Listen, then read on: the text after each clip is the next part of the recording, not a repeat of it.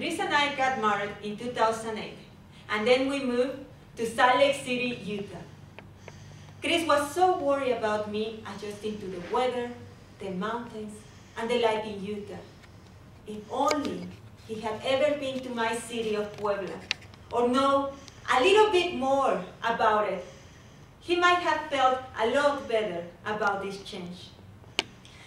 As Harry Truman said, the only thing new in the world is the history you do not know. By knowing about the city of Puebla, you might feel connected to it in many different ways. And even if you have never been there, you are probably more connected to the city than you think you are. As you can see in the picture, the Puebla is well organized into quadrants. This is because the city was planned from its beginning. Puebla was originally called Puebla de los Ángeles, which means Puebla of the Angels, in the year 1531. Puebla is located between two major cities, Veracruz and Mexico City, which is the capital city. This is because when the Spaniards came, they will arrive in Veracruz and then travel inland to Mexico City. They needed a place to stop and rest, and this is where they built the city of Puebla, in a valley surrounded by mountains.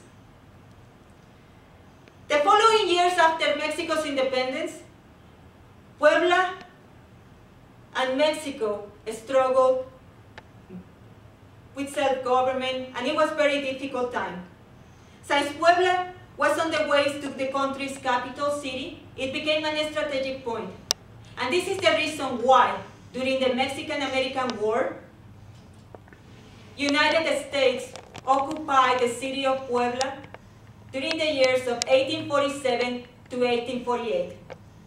The occupation ended when they signed the Treaty of Guadalupe Hidalgo, which, by the way, it gave to the United States more than a half of Mexico's territory, which includes Utah.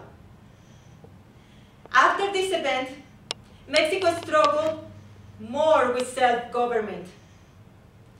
And in 1861, to put more money into the country, they decided to stop paying their debts.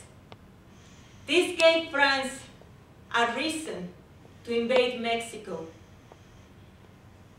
When France decided to attack Mexico, their best party was to pass through Puebla. Puebla's militia and peasants from the surrounding areas were able to defeat the French soldiers.